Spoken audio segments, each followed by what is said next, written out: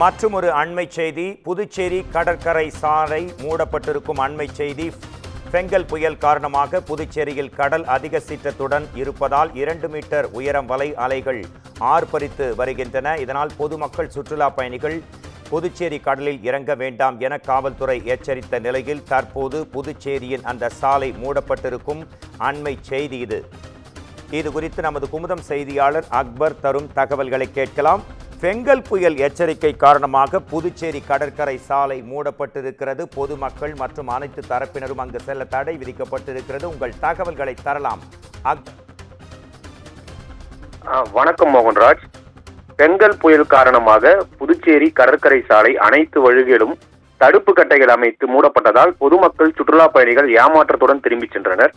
வங்கக்கடலில் நிலை கொண்டுள்ள ஆழ்ந்த காற்றழுத்த தாழ்வு மண்டலம் பெங்கல் புயலாக உருமாறியுள்ளதால் புதுச்சேரியில் கடந்த 2 தினங்களாக விட்டு மழை பெய்து வருகிறது. இந்நிலையில் காற்றழுத்த தாழ்வு மண்டலம் இன்று புயலாக வலுப்பெற்றதால் வானிலை ஆய்வு மையம் கடல் சீற்றமாக காணப்படும் என தெரிவித்திருந்தது.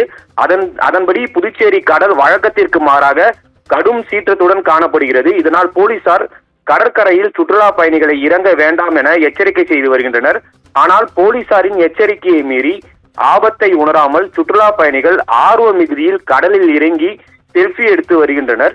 இந்நிலையில் புதுச்சேரி கடற்கரை சாலைக்கு வந்த முதலமைச்சர் ரங்கசாமி கடல் சீற்றத்தை பார்வையிட்டார். மேலும் சுற்றுலா பயணிகள் மற்றும் பொதுமக்கள் கடலில் இறங்காதவாறு கூடுதல் காவல்துறையினரை பாதுகாப்பு பணியில் ஈடுபடுத்தவும், தேவைப்பட்டார் கடற்கரை சாலையை முழுவதுமாக மூடவும் காவல்துறை உயர் அதிகாரிகளுக்கு உத்தரவிட்டார். முதலமைச்சரின் உத்தரவை அடுத்து கடற்கரையில் கூடுதல் பாதுகாப்பு போடப்பட்டிருந்தது.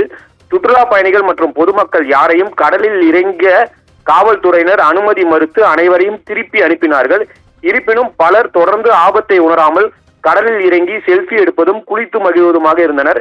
இதனை அடுத்து முதலமைச்சர் உத்தரவின் பேரில் காவல்துறையினர் கடற்கரை சாலைக்கு வரும் அனைத்து வழிகளையும் தடுப்பு கட்டைகள் அமைத்து மூடினார்கள். இன்று முதல் புயல் கரையை கடந்து இயல்பு நிலைக்கு வந்த பிறகு அரசு சார்பில் மறு அறிவிப்பு வரும் வரை கடற்கரை சாலை முற்றிலுமாக மூடப்படுகிறது. எப்பொழுதும் புயல் மற்றும் கனமழை காலங்களில் பொதுமக்கள் கடற்கரைக்கு கடலின் சீற்றத்தையும் அலையின் உயரத்தையும் கண்டு ரசிப்பார்கள். ஆனால் ஆபத்து குறித்து எண்ணாமல் சிலர் கடலில் இறங்கவும் செய்வார்கள். இப்பொழுது இதன் காரணமாக கடற்கரை சாலையானது முற்றிலும் தடுப்பு கட்டைகள் அமைத்து அனைத்து வழிகளும் மூடப்பட்டுள்ளது.